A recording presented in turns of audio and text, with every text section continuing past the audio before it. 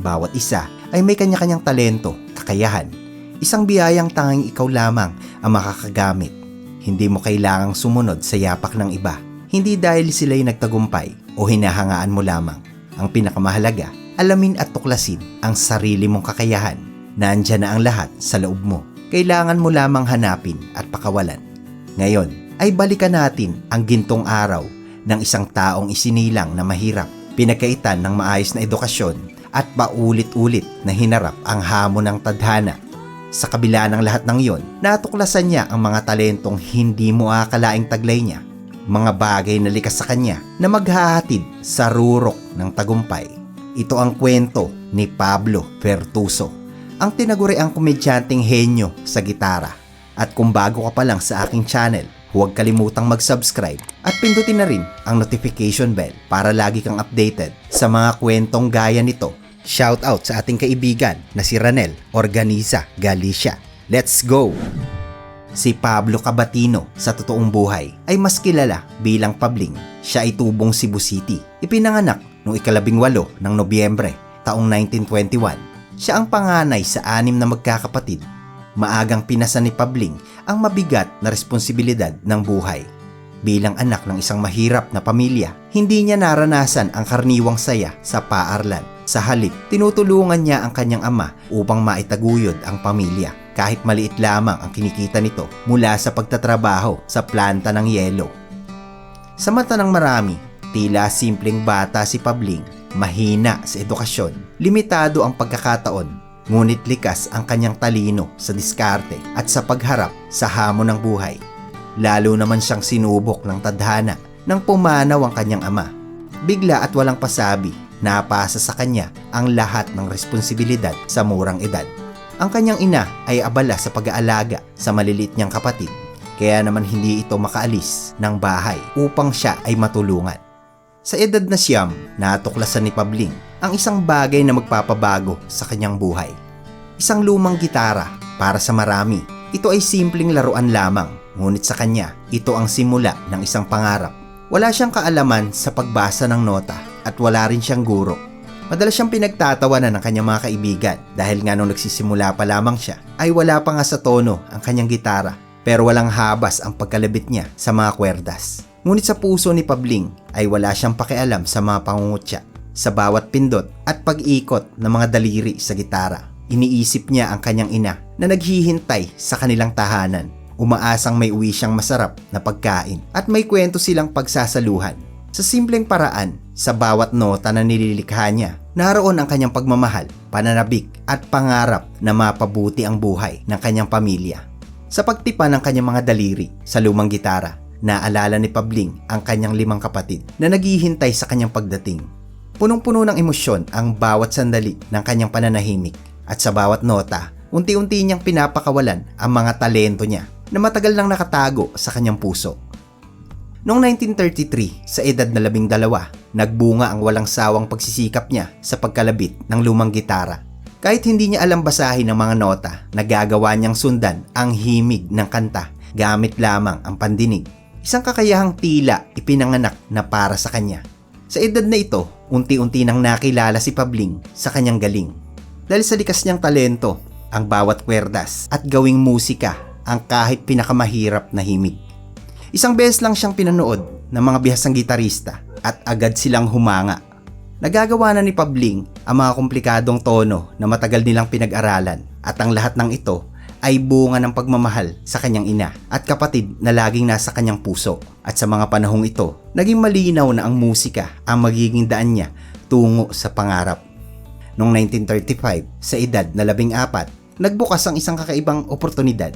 Sa tulong ng isang kusinero sa barko, nakapuslit si Pabling patungo sa Maynila, ang lungsod na noon ay tinuturing na sentro ng kultura at musika, na maihahalin tulad pa sa mga pangunahing lungsod sa Europa sa mata ng karamihan. Dala niya ang isang simpleng baunan na regalo pa ng kusinero. Bukod sa lumang gitara na naging saksi sa kanyang hirap at talento, ito na lamang ang kanyang tanging pag-aari. Sa paglalakbay na iyon, dala-dala ni Pabling ang bawat aral at alaala mula sa kanyang tahanan sa Cebu. Ang mga pangarap ng isang batang lumaki sa kahirapan. ang pagmamahal sa pamilya at determinasyon na patunayan sa mundo na kahit simpleng bata lamang ay kayang abutin ang rurok ng tagumpay. Maagang nakipagsapalaran ang batang si Pabling, dala ang isang simpleng gitara at matinding pangarap. Ngunit hindi niya alam kung saan eksaktong magsisimula sa malaking lungsod ng Maynila. Sa mga unang araw, tumutugtog siya sa mga bangketa kapalit ang ilang sentimong donasyon mula sa mga nagdaraan para lang mapawi ang kumakalam niyang sikmura. Natutulog siya kung saan abutan ng dilim at tanging mga lumang dyaryo ang panlaban niya sa lamig sa gabi. Sa ganitong paraan, bawat araw ay tila isang maliit na laban, ang laban para mabuhay, para makaalpas sa gutom at para maipagpatuloy ang pangarap na sa puso ng batang gitarista. Habang lumilipas ang mga buwan, napadpad si Pabling sa Plaza Goiti na noon ay isa sa mga sentro ng kalakalan at buhay sa Maynila. Dito hindi lang pagtugtog ang ginagawa niya, nag-aalok din siya ng mga serbisyo bilang tagalinis ng sapatos sa tuwing hindi tumutugtog. Nagbebenta rin siya ng mga dyaryo, sigarilyo at candy. Mga bagay na ngayon ay mahihahalin tulad sa tinatawag na Takatak Boys. Ginawa niya ang lahat ng ito para makaipon kahit gaano kahirap ang buhay at kahit gaano kasakit ang mga araw na puno ng pangungutya at pagod. Pagkalipas ng ilang panahon ay nasulyapan siya ng kapalaran. Isang barbershop ang kumuha kay Pabling upang doon tumugtog ng regular sa harap ng kanilang tindahan para akitin ang mga customer. Dito na siya unti-unting nakilala ng mga tao. Ang batang gitarista mula sa Cebu na sa bawat himig ng kanyang gitara ay naipapahayag ang kwento ng hirap at pangarap. Mula sa simpleng bangketa, nakilala siya sa mga mata ng mga ordinaryong tao at nagsimulang bumuo ng munting pangalan sa mundo ng musika. Noong 1935, isang taon lamang matapos siyang mamalagi sa Maynila, dumating ang pagkakataong nagbukas ang mas malawak na daan para sa kanya. Nagtanghal siya sa harap ng maraming tao at unti-unti nang napapansin ng mga circus at iba pang pagtatanghal dala ang kanyang talento at dedikasyon. Kaliwat kanan ang proyekto ni Pabling, isang batang gitarista na hindi lang basta nagtatanghal, kundi nagiiwan ng bakas ng galing, determinasyon at inspirasyon sa bawat taong nakikinig. Taong 1938, unti-unti nang nakilala si Pabling sa mundo ng musika. Tinanggap siya sa iba't ibang grupo at samahan ng mga kapwa musikero. At simula noon, tila wala nang makakapigil sa kanyang pamamayagpag. Sa bawat himig ng kanyang gitara, naibsan niya ang kahirapan ng kanyang pamilya na naiwan sa Cebu. Ang simpleng batang yon ay naging simbolo ng pag-asa. Patunay na kahit anong hirap ang dumating, may paraan para umangat. Ngunit dumating ang panahon ng pananakop at biglang nagbago ang lahat. Naghirap ang bayan, bumagsak ang mga negosyo at ang mga tao ay higit na nag-aalala sa pagkain kaysa sa aliw. Kahit gustuhin man ni Pabling na kumita, wala nang masyadong mapagkukunan ng salapi para sa musika. Sa gitna ng kaguluhang iyon, napadpad siya sa isang maliit na tindahan ng tuba sa Paco sa Maynila, kung saan tumutugtog siya, kapalit lamang ang inumin. Ang kanyang mga customer, ang mga sundalong Hapon na palaging bumabalik na tuwang-tuwa sa kanyang musika. Napapaindak sila sa bawat tono ng kanyang gitara at hindi maikakaila ang talento ni Pabling ang nagbibigay ng kakaibang aliw sa gitna ng dilim ng digmaan. Nang matapos ang gyera, nagkaroon siya ng pagkakataong sumama sa mga grupo ng musikero na nagtatanghal sa iba't ibang kampo ng militar sa bansa. Dito unti-unting sumikat ang mga gitarista at dumami ang oportunidad para kay Pabling. Mga offer mula sa loob at labas ng bansa na dati tila imposible nang maabot. Ngunit sa kabila ng lahat ng ito, pinili niyang manatili sa kanyang sariling bayan at maglingkod sa pamamagitan ng pagbibigay aliw at saya sa mga tao. Simula 1947 hanggang 1949, dumating ang kanyang panibagong yugto sa entablado. Napasama siya sa mga stage play kasama sina Bayani, Casimiro, Golay at iba pang malalaking artista noon. Dito rin isinilang ang isa pang talento niya, ang pagiging komedyanteng aktor habang tumutugtog ng gitara. Sa panahong ito, nakilala siya bilang si Pablo Vertuso. Ang gitaristang hinangaan ng lahat, hindi lang basta galing sa musika ang kanyang hatid. Kaya niyang patahimikin ang mga manonood sa malulumanay na himig ng kanyang gitara o kaya naman paindakin sila sa mabilis at masisiglang tugtog tulad ng mambo at boogie-woogie. Ngunit ang pinakamaganda sa lahat, kayang-kayang patawanin ni Pabling ang audience habang tumutugtog ng gitara. Isang bihirang talento na pinaghalong musika at katatawanan na nag-iwan ng tatak sa puso ng bawat Pilipinong nakapanood sa kanya. Bukod sa kanyang kahusayan sa gitara, natuklasan pa ni Pablo Bertuso ang isang kakaibang talento na tunay na nagpatanyag sa kanya sa entablado. Yan ay kaya niyang magpanggap bilang isang duling. Bigla niyang puputulin ang pagtatanghal sa kalagitnaan ng musika at ilalapit ang spotlight sa kanyang mukha. Sa sandaling yon, masasaksihan ng lahat ang isang duling na gitarista na tumutugtog sa kanilang harapan. Ang kakaibang palabas na yon ay palaging nagdudulot ng hagalpakan o tawa mula sa audience. Maririnig ang sigawan ng tao. Duling! Duling! Mayroong duling! Isang comedic genius na hindi lamang nakakaaliw, kundi nagdaragdag din ng natatanging personalidad sa kanyang musika. Sa pagpasok ng dekada 50, sumabak si Pablo Bertuso sa isang pambihirang karanasan. Napasama siya sa grupo ng mga musikero na ipinadala sa Korea bilang bahagi ng ating puwersa kasama ang mga sundalo sa gitna ng Korean War. Muling nagtanghal si Pablo para sa mga sundalo. Ngunit sa pagkakataong ito, iba't ibang lahi na bahagi ng puwersa ng UN ang naging tagahanga niya. Ang mga sundalong Amerikano, partikular, ay labis na humahanga sa kanyang galing sa pagtugtog.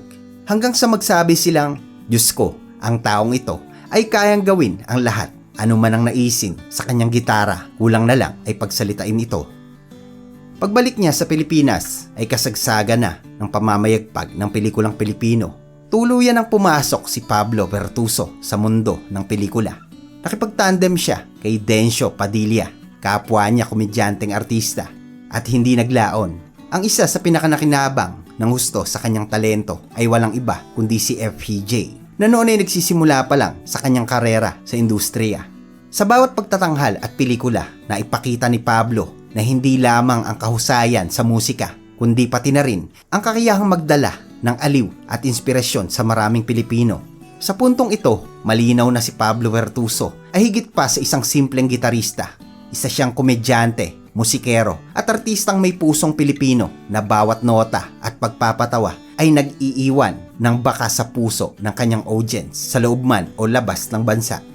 Si Pablo Bertuso ay isa sa pinakamatagumpay at hinahangaan na sidekick sa mga pelikula noong dekada 60. Isa sa kanyang pinakamasugid na tagahanga ay si FPJ, na hindi mapigilan ang tumawa sa bawat eksena kung saan ipinaparating ni Pablo ang kanyang kakaibang comedic timing. Sa totoo lang ay huling-huli ni Pablo Bertuso ang kiliti at reaksyon ni FPJ sa kanyang mga palabas at tuwang-tuwa siya sa tuwing nakikita niya ang kasiyahang iyon mula sa kanyang kaibigan at mga kasamahan sa pelikula. Bago pa man sumikat ang estilo ni Jimmy Santos at ang kanyang English Carabao humor, ay matagal nang namamayagpag si Pablo sa ganitong estilo. Isa pa sa kanyang signature, ang seryosong mukha habang nagpapatawa. Isang teknik na mas lalong epektibo dahil sa contrast ng kanyang ekspresyon. Sa mga pagpapatawang eksena, hindi gaya ng karamihan sa mga komedyante na nadadala sa eksena. Si Pablo ay may kakaibang timing at control. Kahit hagalpak ng audience at ng kanyang mga kasama ay nananatiling seryoso ang mukha niya. At sa bawat ekspresyon, lalong tumitindi ang aliw. Marami sa kanyang mga pelikula ay kasama sa FPJ Productions, kung saan madalas siyang naging sidekick. Ilan sa mga ito ay ang Ginintuang Kamay, Batang Matadero, Nardong Kotsero, Dampot Pukol Salo, Mga Batang Estibador, Salagintot sa Lagubang, at marami pang iba. Sa bawat proyekto, malinaw na ang kahusayan ni Pablo sa comedy at musical flair ay isang kombinasyon ng bibihirang taglayin ng iba. Hindi lang siya naging sidekick dahil nagkaroon din siya ng mga tituladong roles tulad ng Sato Duling, Agent 7, The Man from Angkla at Tortora Toray noong 1971.